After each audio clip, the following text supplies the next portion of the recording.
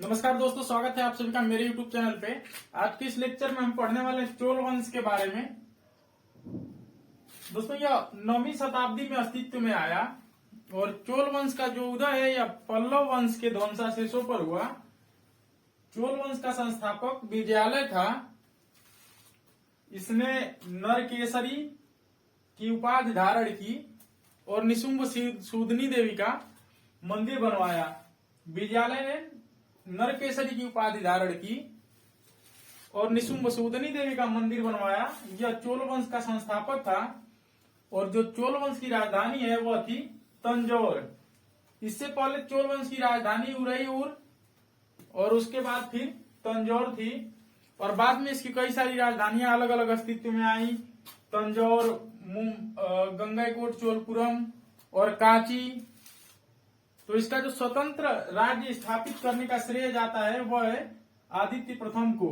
विजयालय के बाद जो इसका शासक आया वह आया आदित्य प्रथम, जिसने एक स्वतंत्र राज्य स्थापित किया और इसने कोदंडराम की उपाधि धारण की पल्लव शासक अपराजित वर्मन को पराजित करके।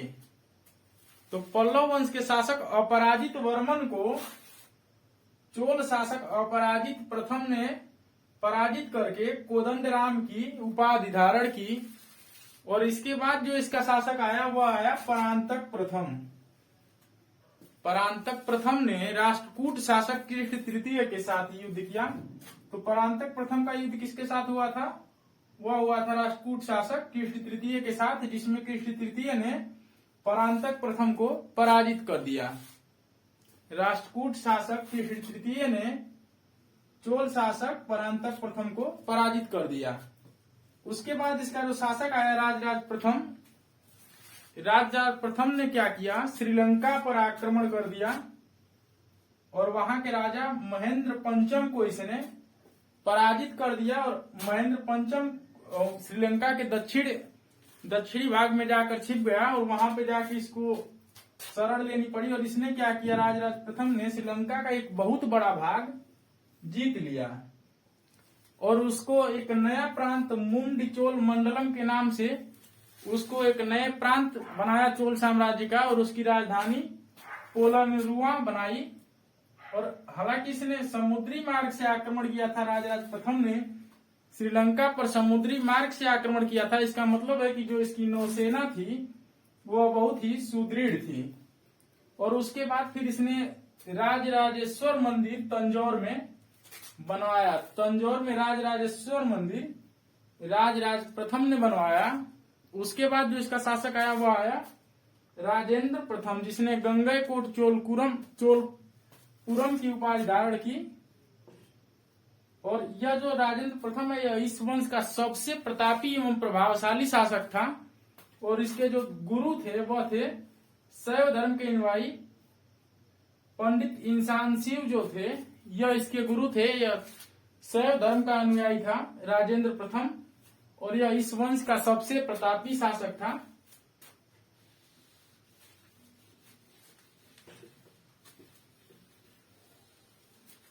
इसके बाद हम पढ़ते हैं कि इस समय ब्राह्मणों को जो है दान देने की, जो भूमि दान देने की जो प्रचलन था वह इस समय ज्यादा था। तो ब्राह्मणों को जो दान में दी गई भूमि थी वह कहलाती थी चतुर्वेदी मंगलम। ब्राह्मणों को दान में दी गई भूमि चतुर्वेदी मंगलम कहलाती थी।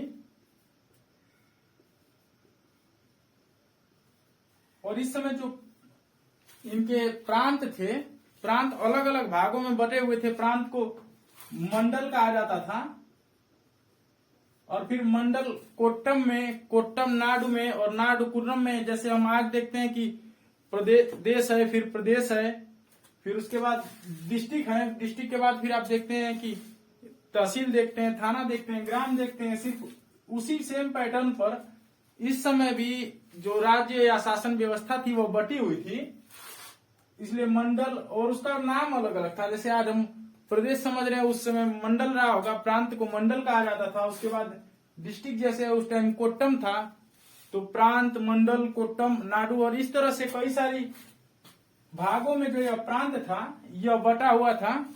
और इसका एक शासक आया कुलोत्तुंग प्रथम।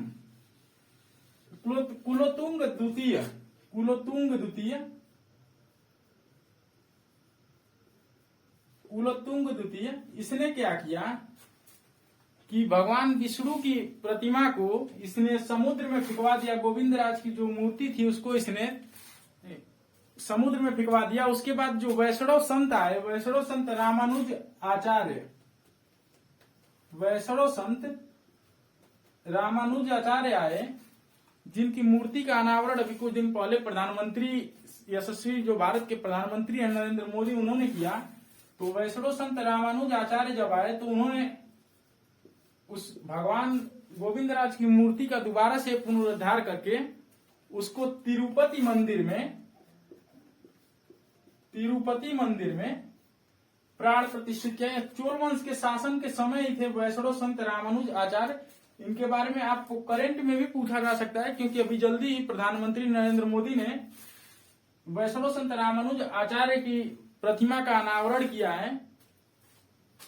और इसके बाद फिर जब आता है दोस्तों तो हम पढ़ते हैं कि जो सभा और शासन की व्यवस्था थी इनकी, वह स्थानीय स्वशासन को और जो सभा जो थी वह श्रेष्ठ व संभ्रांत लोगों की होती थी, और उर में जो साधारण लोग होते थे वो लोग सम्मिलित होते थे। तो दोस्तों चोल वंश के बारे में इतना ही, और जब हम इसको डीप में पढ़ेंगे तो इसके बारे में ज्यादा जानेंगे। अभी हमने पढ़ा है कि इसका संस्थापक था विजयालय, इसका संस्थापक विजयालय, और इसके बाद इसके स्वतंत्र राज्य स्थापित करने का श्रेय किसको दिया जाता है? आदित्य प्रथम को। उसके बाद आया इसका परांतक प्रथम, जिसने राष्ट्रकूट शासक कृष्ण से युद्ध किया और यह उस युद्ध में पराजित हुआ। और आदित्य प्रथम ने किसको पराजित किया था? पल्लव वंशीय शासक अपराजित वर्मन को। उसके बाद राजेंद्र प्रथम आया, जिसने गंगैकोट चोलपुरम की उपाधि धारण की। हालांकि यह राजेंद्र प्रथम जो है इसने गंगैकोट चोल की उपाधि धारण की, और यह बहुत ही प्रभावशाली और शक्तिशाली शासक था, क्योंकि इसने बिहार तक अपना मतलब बिहार के भी कई शासकों को पराजित किया। और उसके बाद यह चीन में भी इसके जो मतलब शक्ति प्रदर्शन था, चीन में भी इसकी शक्ति का लोहा माना जाता था। इसने एक विदेशी शासक को भी पराजित किया इसे राजेंद्र प्रथम ने।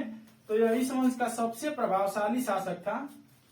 तो दोस्तों इस लेक्चर में इतना ही। अगर आपको हमारा वीडियो अच्छा लगा हो तो वीडियो को लाइक कर लीजिएगा, चैनल को सब्सक्राइब कर लीजिएगा और बेल आइकन को प्रेस कर लीजिएगा, जिससे कि आपको आने वाली वीडियो का नोटिफिकेशन मिल सके।